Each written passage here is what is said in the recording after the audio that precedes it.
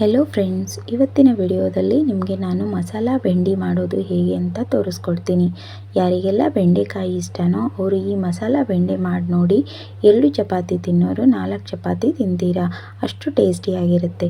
ಇದನ್ನು ಮಾಡಲಿಕ್ಕೆ ನಾನಿಲ್ಲಿ 1 ಕಪ್ ಆಗೋಷ್ಟು ಮೊಸರನ್ನು ತಗೊಂಡು ಅದಕ್ಕೆ ಒಂದು ಸ್ವಲ್ಪ ಕೆಂಪು ಖಾರದ ಪುಡಿ, ಒಂದು ಸ್ವಲ್ಪ ಗರಂ ಮಸಾಲ, ಒಂದು ಸ್ವಲ್ಪ ಧನಿಯಾ ಪೌಡರು, ಹಾಗೆ ಒಂದು ಸ್ವಲ್ಪ ಅರಿಶಿಣದ ಪುಡಿ, ಒಂದು ಸ್ವಲ್ಪ ರುಚಿಗೆ ತಕ್ಕಷ್ಟು ಉಪ್ಪು, ಇದೆಲ್ಲವನ್ನು ಹಾಕಿಬಿಟ್ಟು ಮೊಸರಲ್ಲಿ ಕರೆಕ್ಟಾಗಿ ಚೆನ್ನಾಗಿ ಮಿಕ್ಸ್ ಮಾಡ್ಕೊತಾ ಇದ್ದೀನಿ. ಈಗ ಮಿಕ್ಸ್ ಮಾಡಿಕೊಂಡು ಇದನ್ನು ಸೈಡಲ್ಲಿ ಎತ್ತಿಟ್ಬಿಡೋಣ. ಈಗ ನಾನು ಫ್ರೆಶ್ ಆಗಿರುವಂಥ ಬೆಂಡೆಕಾಯಿನ ತೊಳೆದುಬಿಟ್ಟು ಈ ರೀತಿ ಕಟ್ ಮಾಡಿ ತೊಗೊಂಡಿದ್ದೆ. ಅದನ್ನು ಕಡಾಯಿಗೆ ಹಾಕಿಬಿಟ್ಟು ಒಂದು ಸ್ವಲ್ಪ ಎಣ್ಣೆನ ಹಾಕಿ ಇದನ್ನು ಚೆನ್ನಾಗಿ ಫ್ರೈ ಮಾಡ್ಕೊತೀನಿ. ಬೆಂಡೆಕಾಯಿ ಎಲ್ಲ ಒಂದು ಸ್ವಲ್ಪ ಸಾಫ್ಟ್ ಆಗೋವರೆಗೂ ನೀವು ಇದನ್ನು ಚೆನ್ನಾಗಿ ಫ್ರೈ ಮಾಡ್ಕೋಬೇಕು. ಈಗ ಇದಕ್ಕೆ ಒಂದು ಸ್ವಲ್ಪ ಉಪ್ಪನ್ನು ಸೇರಿಸ್ತಾ ಇದ್ದೀನಿ.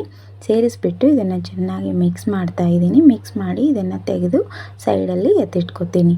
ಈಗ ಇದೇ ಕಡಾಯಿಗೆ ಒಂದು ಸ್ವಲ್ಪ ಎಣ್ಣೆ, ಸಾಸಿವೆ, ಜೀರಿಗೆ, ಹಾಗೆ ಕಟ್ ಮಾಡಿರುವಂಥ ಈರುಳ್ಳಿ, ಕಟ್ ಮಾಡಿರುವಂಥ ಹಸಿಮೆಣಸಿನಕಾಯಿ, ಒಂದು ಸ್ವಲ್ಪ ಕರಿಬೇವು, ಇದೆಲ್ಲವನ್ನು ಹಾಕಿಬಿಟ್ಟು ಒಂದು ಸ್ವಲ್ಪ ಫ್ರೈ ಮಾಡಿ ಇದಕ್ಕೆ 1 ಚಮಚ ಆಗೋಷ್ಟು ಜಿಂಜರ್ ಗಾರ್ಲಿಕ್ ಪೇಸ್ಟನ್ನು ಹಾಕ್ತಾಯಿದ್ದೀನಿ.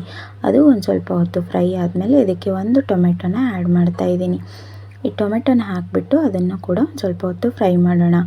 ಈಗ ಇದಕ್ಕೆ ನಾನು ಕಲಸಿಟ್ಕೊಂಡಿರುವಂಥ ಮೊಸರನ್ನು ಹಾಕ್ತಾಯಿದ್ದೀನಿ. ಮಸಾಲೆ ಹಾಕಿಬಿಟ್ಟು ಕಲಸಿಟ್ಟಿದ್ದೀವಲ್ಲ ಮೊಸರು, ಅದನ್ನು ಹಾಕಿಬಿಟ್ಟು ಈ ರೀತಿ ಚೆನ್ನಾಗಿ ಮಿಕ್ಸ್ ಮಾಡ್ಕೊಳ್ಳೋಣ. ನೋಡಿ, ಈ ರೀತಿ ಮಿಕ್ಸ್ ಮಾಡಿಕೊಂಡು ಇದಕ್ಕೆ ಒಂದು ಸ್ವಲ್ಪ ನೀರನ್ನು ಸೇರಿಸ್ಕೊಂಡು ಲೋ ಫ್ಲೇಮ್ನಲ್ಲಿ ಒಂದು 5 ನಿಮಿಷ ಇದನ್ನು ಕುದಿಲಿಕ್ಕೆ ಬಿಡಬೇಕು.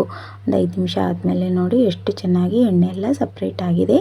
ಇದನ್ನು ಚೆನ್ನಾಗಿ ಮಿಕ್ಸ್ ಮಾಡಿ ಹುರಿದಿರುವಂಥ ಬೆಂಡೆಕಾಯಿನ ಇದಕ್ಕೆ ಹಾಕೋಣ. ಹಾಕಿಬಿಟ್ಟು ಇದನ್ನು ಚೆನ್ನಾಗಿ ಈ ರೀತಿಯಾಗಿ ಮಿಕ್ಸ್ ಮಾಡೋಣ.